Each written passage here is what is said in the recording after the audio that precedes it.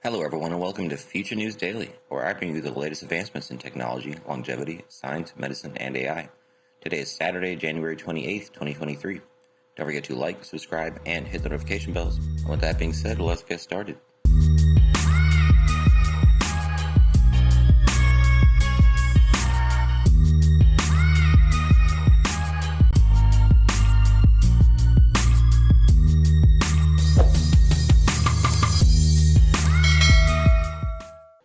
So this solar-powered car promises free driving. Sounds too good to be true. A car that can drive for free, powered by the sun. But that's what Aptera Motor promises, thanks to an enormous array of solar cells embedded within the carbon fiber body of its launch edition electric car. I have seen a model like this before. I don't know if it's their first version or not. Anyway, the brand unveiled a production version of its breakthrough machine in January, so very recently, pitching it to investors as a car that could change the way people drive.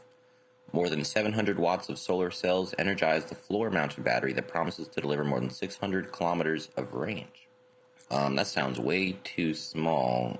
This has got to be 700 kilowatts, or there's literally no way it's that small. Solar panels draw on about 60 kilometers of range per day that can be stored in the battery or augmented by public fast chargers on road trips. Compact electric motors mounted with all three 16-inch wheels deliver a combined 150 kilowatts of thrust, enough for a 4-second sprint to 100 kilometers per hour and a top speed of about 160 kilometers per hour. It's pretty good speeds.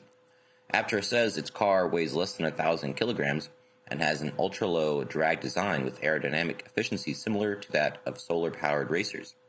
Looks pretty sleek on the inside, very similar to the Tesla model. I guess they set the standard for EVs, at least interior-wise. The three-wheeled, two-seat car is not as practical as bigger rivals such as the Lightyear 1, but promises to be more affordable. The all-wheel drive launch edition has a projected price of about $33,000 so very cheap, though its exact price and arrival time is dependent on Aptera drawing in enough investment to commence production. Aptera co-founder Chris Anthony says the company hopes to begin its production by the end of this year, but that the timeline is funding dependent. Quote, once we meet our funding objectives, we'll be able to provide a more accurate delivery time. Our launch edition is our chance to show the world something that's never existed before. Our identity is Aptera is about transformation, reinvention, and surprises. And the launch edition is our chance to lead a moment that's for everyone. We are solar, mobility, and we are the future. So a couple more pictures here as well. So it looks very nice. Anyway, it's about that for that one. Moving on. NASA's electric plane will take flight this year, but its future is uncertain. After navigating challenges from exploding transistors to a full redesign of its battery packs, NASA's all-electric airplane will take its first test flight this year. Instead of using jet fuel, the plane, known as the X-57 Maxwell, will sail among the clouds powered by 800 pounds of rechargeable lithium-ion batteries.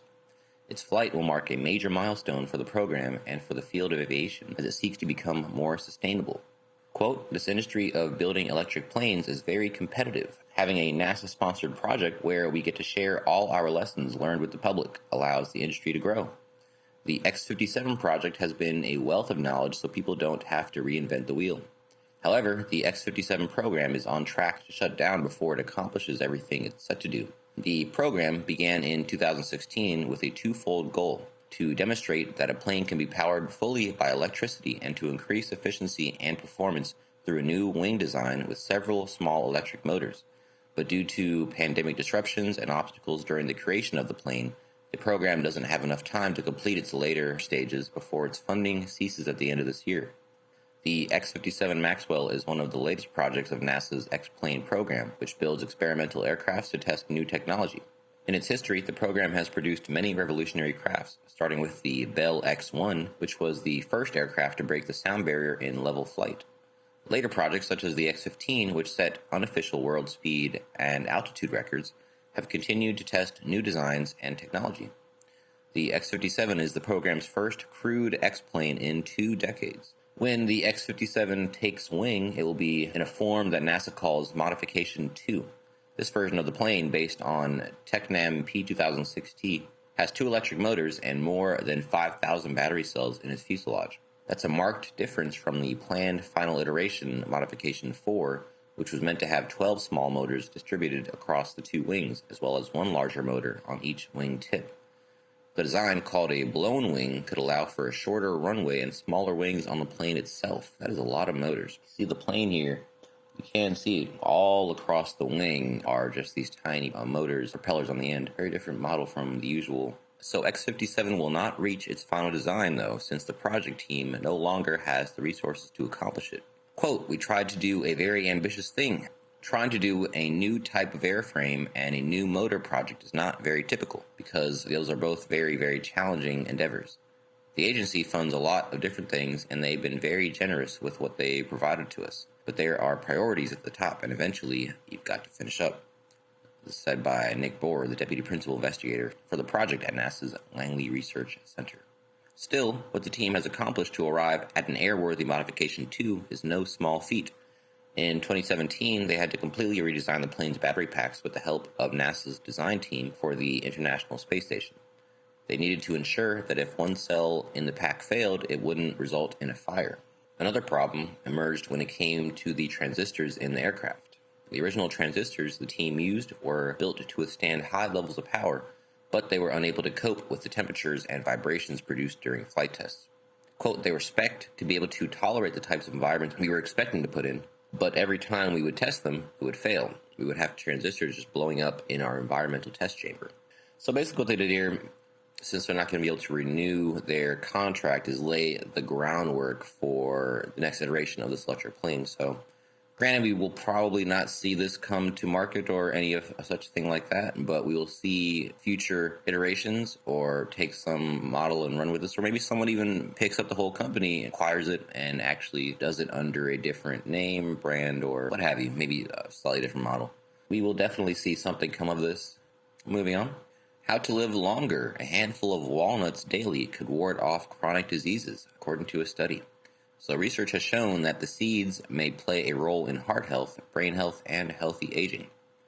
How long we live comes down to several factors. While some are out of our control, there are things we can do to make healthier lifestyle choices that impact longevity. Of course, one such choice is diet, probably the most important choice. According to research shared by California Walnuts, eating walnuts as a daily snack is a proven way to boost your health and potentially live longer. As part of the ongoing coronary artery risk development in young adults study, scientists reviewed 20 years of dietary history and 30 years of physical and clinical measurements of more than 3,300 people. They found participants who ate walnuts early on in life showed a greater likelihood for being more physically active, having a higher quality diet, and experiencing a better heart disease risk profile as they aged. Quote, "Walnut eaters seem to have a unique body phenotype that carries with it other positive impacts on health, like better diet quality, especially when they start eating walnuts from young into middle adulthood, as risk of chronic diseases like heart disease, obesity, and diabetes elevates." So, not sure if this is a correlative or causative. In a more recent study published in Nutrition, Metabolism, and Cardiovascular Diseases, it was theorized that this could be due to the unique combination of nutrients found in walnuts and their effect on health outcomes. Using data from the Cardia study, the team compared data on 3,000 people who were categorized as either walnut consumers, other nut consumers, or no nut consumers. So 3 different respective categories. Average intake of walnuts during the study was about 21 grams a day, and intake of nuts of other nut consumers was about 42.5 grams. So on average, more than twice the amount when you were consuming a different type of nut. Overall, the researchers reported the following results for walnut consumers compared to the other groups. Higher self-reported physical activity scores, self-reported, mind you, better heart disease risk profile, less weight gain over the study period, and fewer participants who ate walnuts were classified as people with obesity. Also, significantly lower fasting blood glucose concentrations. So walnut consumers also had lower BMI, lower waist circumference, lower blood pressure, and lower blood triglyceride levels. These are all factors that lower your risk of heart disease. Quote, "Nut consumers showed an advantage in relation to diet quality, but walnut consumers appear to have a better heart disease risk factor profile than other groups, even after accounting for overall diet quality. The surprising healthy shifts in overall dietary pattern of walnut consumers suggest walnuts may act as a bridge or carrier food for helping people form healthy nutrition and lifestyle habits throughout life." So he is implying or imploring that this might be a more correlation thing. Study concluded, quote, study findings that walnut and other nut consumption was associated with better cardiovascular disease risk factors, and diet quality aligns with the 2020 to 2025 U.S. dietary guidelines for Americans. Quote, our study findings support the health claim to include walnuts as part of a healthy diet by adding the observation of a more favorable risk profile after 30 years of a follow-up, a duration that cannot be addressed in randomized control test designs. In addition, our findings are consistent with and add a long-term dimension to the 2020 to 2025 DGA to consume a variety of protein sources, including nuts, in a healthy eating pattern, and to replace saturated fats with other fats, including those from nuts and olive oil. All right. So I think we could take a little bit of this home, just add a little cup of nuts to your diet. Even if it's not walnuts, pretty good results, even if it was other nut consumers versus no nut consumers. So either way. Last up for you guys. Special drone collects environmental DNA from trees. Ecologists are increasingly using traces of genetic material left behind by living organisms or left behind by the environment, called environmental DNA, to catalog and monitor biodiversity. Based on these DNA traces, researchers can determine which species are present in a certain area. Obtaining samples from water or soil is easy, but other habitats, such as the forest canopy, are difficult for researchers to access. As a result, many species remain untracked in poorly explored areas. Researchers at ETH Zurich and the Swiss Federal Institute for Forest, Snow and Landscape Research at WSL and the company Spigen have partnered to develop a special drone that can autonomously collect samples on tree branches. Sounds like a very delicate process. The drone is equipped with adhesive strips. When the aircraft lands on a branch, material from the branch sticks to these strips. Researchers can then extract DNA in the lab, analyze it, and assign it to genetic matches of the various organisms using database comparisons.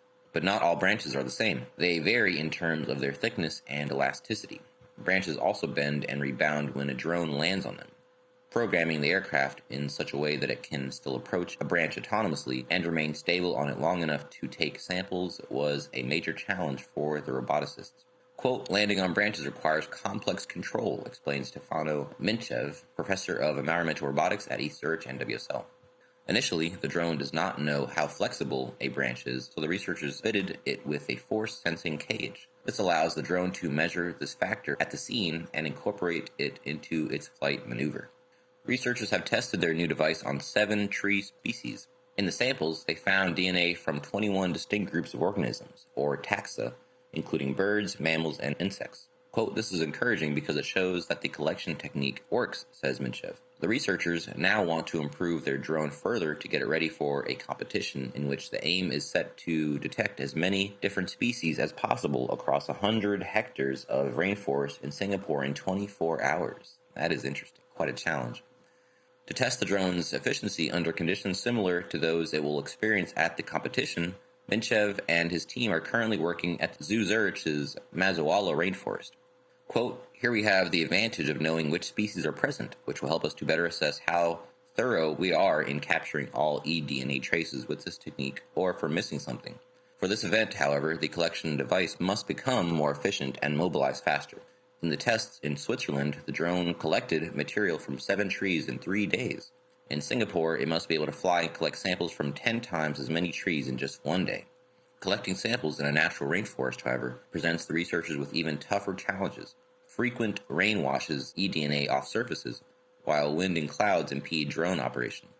Ends with a quote, we are therefore very curious to see whether our sampling method will also prove itself under extreme conditions in the tropics, Minchev says. So this is very interesting. I haven't heard anything like this ever before, but it sounds, again, like it'd be fun to see this thing in action and see the results that are happening, especially when it's a tenfold from the previous things that it could do right now or in the recent past. So here it is moving around. You see it kind of sticking to these branches. So yeah, I guess it would look pretty much how you're expecting. Yeah, it is funny though. It does look like just a really starchy pair of tighty-whities. Anyway, I'm being ridiculous. That is the last article I have for you today. Don't forget this video is for educational purposes only. I will never recommend any investments, solicit your time or money, attempt to contact you on any other platform, or own any rights to the information within this content. With that being said, thanks for tuning in, and I will see you in the next one.